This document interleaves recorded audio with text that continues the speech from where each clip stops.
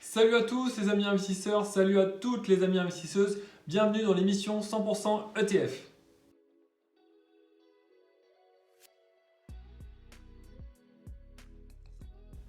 Alors je suis super content de vous retrouver pour une nouvelle vidéo cette semaine sur les ETF. Vous êtes en plus de plus en plus nombreux à suivre la chaîne Mister ETF.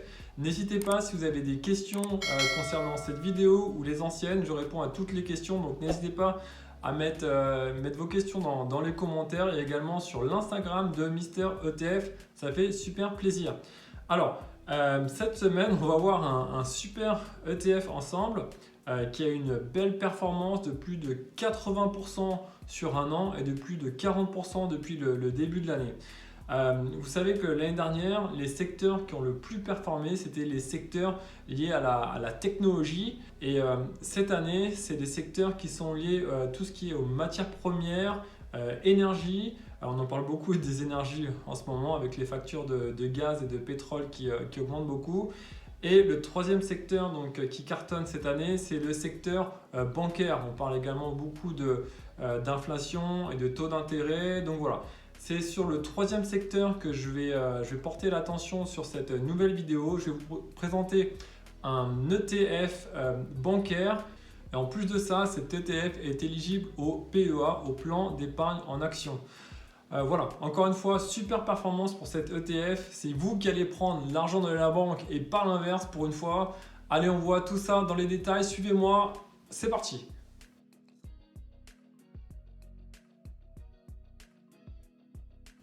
Alors les amis investisseurs, alors les amis investisseuses, je vais vous introduire cet ETF banque voilà, qu'on va voir aujourd'hui ensemble. C'est l'ETF Lyxor Eurostock Bank. Voilà, on va voir la présentation de cet ETF en plusieurs étapes. On va tout d'abord voir quelles sont les caractéristiques de cet ETF, quels sont les titres qui composent cet ETF. La répartition aussi géographique et sectorielle de cet ETF. On va voir ensemble les super performances à court, moyen et long terme de cet ETF. Et enfin, dans la dernière partie, je vais vous donner mon avis, qu'est-ce que je pense de cet ETF Lyxor Eurostock Bank. Et la petite cerise sur le cheesecake, c'est la partie bonus. Je vais vous dire comment investir sur cet ETF avec notamment la plateforme Boursorama. Donc on verra ça ensemble. Voilà pour le programme d'aujourd'hui et de cette vidéo. Alors, ne perdons pas de temps, allons dans les caractéristiques de cet ETF. Alors, voilà, l'ETF en fait va répliquer l'indice de référence qui est l'Eurostock Bank Net Return. C'est un ETF qui a 21 entreprises, principalement et uniquement basées en Europe. On a une exposition sectorielle de cet ETF qui est uniquement sur le secteur bancaire. Donc vous allez retrouver que des banques dans cet ETF et pas d'autre chose. Une super performance de plus de 43% depuis le début de l'année et de plus de 86% aussi sur un an, donc c'est juste incroyable. C'est-à-dire que si vous avez mis 10 000 euros il y a un an sur cet ETF, vous auriez maintenant plus de 18 000 euros grâce à cet ETF. Vous avez des frais de fonctionnement sur cet ETF qui sont ultra faibles, ultra réduits, de 0,3% par an, donc c'est vraiment négligeable, surtout par rapport à la performance de feu de cet ETF. On a une politique de dividendes qui est par capitalisation, donc en fait vous allez accumuler les dividendes sur cet ETF, donc on n'a pas une politique de distribution, c'est une politique de capitalisation. Ça va mettre en avant les dividendes sur le fonds. Et enfin, cet ETF, il est éligible au PEA, donc au plan d'épargne en action. Donc encore une fois, il est plutôt pas mal à avoir en portefeuille si vous voulez investir dans le secteur bancaire. Alors, quels sont les principaux titres en portefeuille de cet ETF? Alors, Comme vous le savez, les amis investisseurs, les amis investisseuses, quand vous investissez sur un ETF, vous investissez pas sur une action simplement, mais sur un paquet d'actions. C'est pour ça qu'en fait, le risque, il est moindre lorsque vous investissez dans un ETF. Et sur cet ETF Eurostock Bank, vous avez 21 entreprises seulement avec un ETF. Donc ça, c'est top. Comme je dis toujours, il faut savoir dans quoi vous mettez votre argent, dans quoi vous investissez. Donc on va aller voir les principaux titres, les 10 principales lignes de cet ETF. Voilà. La première qui compose cet ETF, c'est bien sûr BNP Paribas, qui avait une pondération dans cet ETF de plus de 13%. BNP Paribas, que vous connaissez certainement, hein, qui sont basés en France, avec un gros chiffre d'affaires de 73 milliards d'euros. Et c'est une entreprise assez généreuse puisqu'elle verse un bon dividende de 4,8% chaque année environ à ses actionnaires. La deuxième banque du top 10 des titres en portefeuille, c'est Banco Santander, avec une pondération, avec un poids dans l'ETF de plus de 12%. C'est une banque espagnole et pareil, un super chiffre d'affaires et un petit dividende cette année. Pourquoi? Il y a l'effet de la crise Covid et aussi des régulations des banques au niveau de la distribution des dividendes. La troisième entreprise, c'est ING Group. On en parle beaucoup dans les vidéos sur Mister ETF, avec une pondération de plus de 10%. C'est une banque qui est située aux Pays-Bas. Encore une fois, un beau chiffre d'affaires et un beau dividende qui est distribué par ING Group. Enfin, la numéro 4, on a une banque italienne, Intesa San Paolo, avec 9,5% au niveau de la représentation dans cet ETF. Un super dividende de plus de 5,5% distribué par cette banque à ses actionnaires. Donc, c'est plutôt généreux.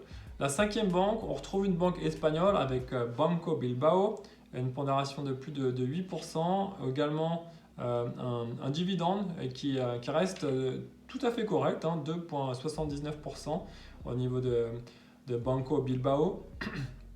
Voilà, aussi un super chiffre d'affaires. Enfin, en sixième position, on va retrouver une banque finlandaise, Nordea Bank, avec une pondération de 7,7% et un beau chiffre d'affaires également de 11,3 milliards d'euros, excusez-moi, et un bon dividende. Donc vous voyez, pour l'instant, le top, on est à combien là? On a 6 entreprises, 6 banques. Le top 6 banques donne pas mal de dividendes à ses actionnaires, donc c'est plutôt pas mal. Et encore une fois, dans cet ETF, on va capitaliser, on va accumuler les dividendes, ce qui va permettre à l'ETF d'avoir beaucoup plus de performance.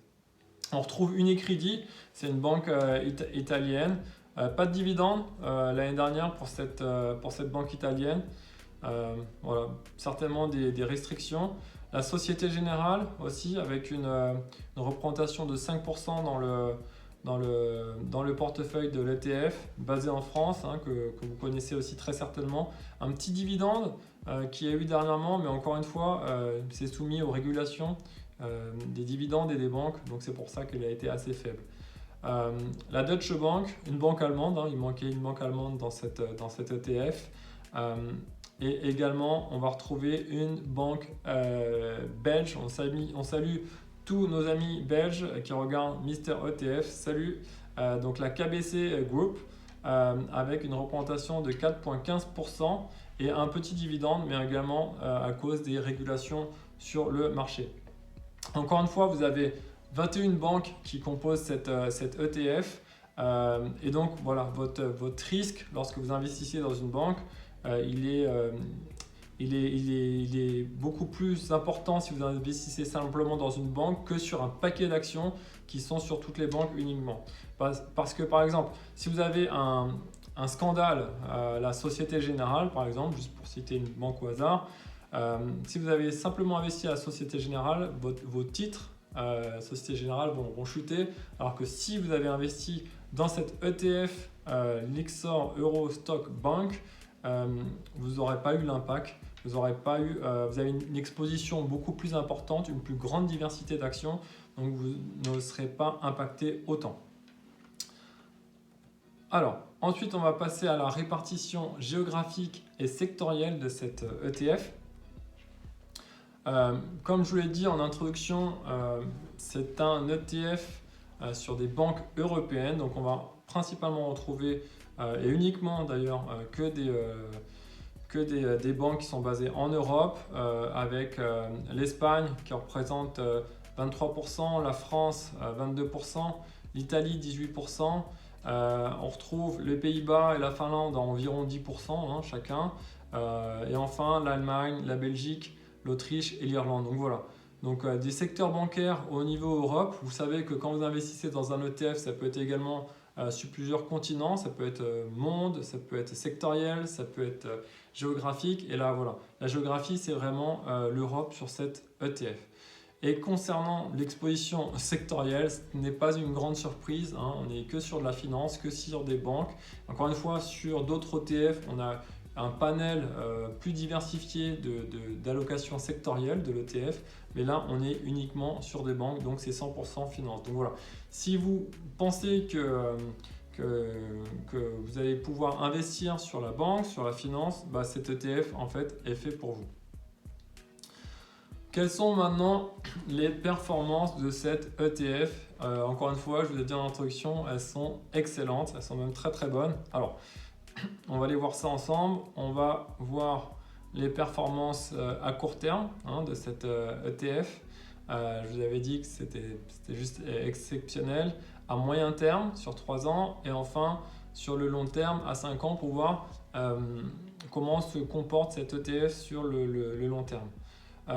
Également, je vous ai mis la performance du dividende sur les 5 années. Encore une fois, c'est le dividende avec accumulation et non pas un dividende par distribution. Donc ça va contribuer à la performance de votre ETF. Alors, on va aller maintenant en direct voir les graphiques pour voir les différentes performances de l'ETF. Alors les amis investisseurs, alors les amis investisseuses, on va s'intéresser maintenant à la performance de cet ETF, car comme je vous le dis toujours dans mes vidéos, il faut savoir dans quoi vous mettez votre argent. Donc là on a vu la liste des entreprises qui composent cet ETF, mais également pour savoir si l'ETF est bon marché ou pas. Donc on va aller voir les performances ensemble. Sur 1 an, 3 ans et 5 ans. Alors sur 1 an, comme on a vu et je vous ai dit en introduction, on a une super performance de l'ETF avec plus de 86% de performance sur 1 an. Donc c'est vraiment exceptionnel, de super performance sur cet ETF. Si on prend maintenant la vision sur 3 ans et les performances de cet ETF sur 3 ans, on a également une performance qui est positive, à plus de 8%. On a vu là, entre 8 et 10%. Donc c'est aussi assez sympa. On a bien vu la cassure ici suite à l'apparition du coronavirus sur les marchés, mais le fort rebond avec les 80% qu'on a vu tout à l'heure sur une année. Et enfin, on va prendre la vision sur 5 ans pour voir comment se comporte cet ETF. Et aussi, on a une performance qui est positive sur cet ETF à plus de 26% de gains, plus de 26% de performance. Ce qui est super intéressant, moi je trouve, sur ce graphique, c'est qu'on se rend bien compte que en fait, le secteur bancaire, c'est un secteur qui est cyclique. On voit bien le cycle ici et ensuite là qui reprend après la pandémie du Covid. Donc voilà, le secteur bancaire est un secteur cyclique. Il y a beaucoup d'analyses qui le disent. Donc voilà, c'est super visible sur ce chart. Alors les amis investisseurs, alors les amis investisseuses, on va s'intéresser maintenant à la performance du dividende sur les 5 dernières années de l'ETF Lyxor Eurostoxx Bank. Voilà, je vous ai mis le tableau des 5 dernières années de la performance des dividendes. On voit bien qu'en 2017, 2018 et 2019, on a une belle performance, on a un beau rendement du dividende.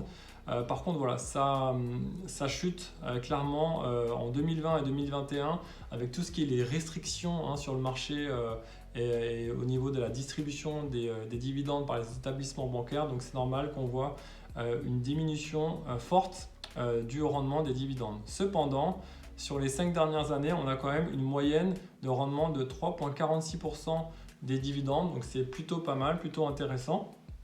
Et enfin, on rappelle que c'est des dividendes par capitalisation, par accumulation et non pas par distribution. Donc les performances vont s'ajouter, les performances des dividendes vont s'ajouter à la performance de votre ETF. Alors, la 5e partie, je vais vous donner mon avis sur cette ETF, Lyxor Eurostock Bank. Alors, je vous ai fait un petit tableau sympa, récapitulatif, où j'ai mis les avantages et les inconvénients selon moi de cette ETF. En avantage, on va trouver tout ce qui est les frais qui sont super faibles, de 0,3%. On a aussi des dividendes par capitalisation. Donc ça, pour moi, c'est un avantage. Comme ça, vous n'allez pas payer 2 fois d'impôt sur les dividendes. Et en plus, voilà, on a un dividende qui est aussi assez généreux de 3,46% en moyenne. On a une performance super aussi sur cette ETF de plus de 43% depuis le début de l'année. Donc ça, c'est plutôt pas mal. Et même depuis 80% depuis un an. Par contre, on a une volatilité, comme je vous l'avais montré sur les graphiques de cette ETF. Et voilà, ça peut déranger certains quand ils investissent sur des secteurs cycliques, sur des secteurs volatiles. Le marché actuel, personnellement, je le trouve cher. Mais voilà, encore une fois, c'est le secteur de l'année, c'est le secteur bancaire avec tout ce qui est secteur des matières premières et des énergies. Le secteur, je l'ai mis aussi en négatif parce qu'on n'est que sur le secteur bancaire. On n'a pas beaucoup de diversité de secteurs. Donc, bon, voilà, si on aime bien plus de diversification, par exemple, se diversifier au niveau de la technologie, de l'énergie, de l'agroalimentaire, ce n'est pas sur cet ETF qu'il faudra investir. Point positif, la géographie avec l'Europe. Donc là, on n'est pas simplement dépendant d'un seul pays, on est dépendant, on va investir dans une région. Donc ça, c'est plutôt intéressant pour cet ETF. La diversification, du coup, pour moi, il n'y en a pas trop, c'est que le bancaire, mais on en a déjà parlé. Et enfin, un gros avantage, c'est qu'il est éligible au PEA, donc au plan d'épargne en action. Donc c'est super simple les amis pour investir dans cet ETF si bien sûr vous voulez investir dans le Lyxor Eurostock Bank. Enfin, on va passer à la partie bonus. Je vais vous montrer comment investir sur cet ETF parce qu'on me pose pas mal dans les commentaires les questions comment investir dans cet ETF. Avant ça, donc voilà, on va utiliser la plateforme, en tout cas moi j'utilise la plateforme Boursorama. Je vous ai mis un petit code de parrainage qui est ici si vous voulez utiliser la plateforme de Boursorama et vous voulez ouvrir un compte. Voilà, vous avez 80 € offerts. Mais voilà, pardon, pas plus de temps que ça, je vais vous montrer comment faire sur Boursorama pour investir dans cet ETF. C'est super simple, vous allez du coup sur la plateforme Boursorama. C'est celle que j'utilise en tout cas parce que je la trouve assez simple. Vous allez dans la barre de recherche et là vous allez coller l'ISIN, donc le numéro d'identification de l'ETF. Et vous allez retrouver le fameux Lyxor Eurostock Bank. On voit d'ailleurs qu'il a pris 1,1% de performance encore aujourd'hui, donc il ne fait que croître en ce moment, donc c'est plutôt bien, plutôt sympa pour cet ETF. Donc voilà, là vous arrivez sur la fiche de l'ETF, du Lyxor Eurostock Bank, et simplement vous allez cliquer sur acheter pour passer l'ordre de cet ETF, comme vous passez une ordre sur une action classique, et voilà, vous allez pouvoir dire par exemple, voilà, je veux 2 ETF, je veux 2 lignes sur cette Lyxor Eurostock Bank, et vous allez mettre votre limite ou vous l'achetez au marché si vous voulez. Et voilà, vous cliquez sur valider et voilà, c'est tout simple et vous l'avez du coup dans votre PEA. Merci à tous les amis investisseurs, merci à toutes les amies investisseuses d'avoir regardé cette vidéo jusqu'au bout. J'ai pris beaucoup de plaisir pour faire cette vidéo, j'espère que vous avez eu beaucoup de plaisir à la regarder. Si si vous avez des questions, encore une fois, n'hésitez pas. Je suis là pour y répondre, que ce soit dans les commentaires sur YouTube ou sur l'Instagram de Mister ETF. Voilà. D'ici là, portez-vous bien et on se voit la semaine prochaine pour une nouvelle vidéo. Ciao, ciao.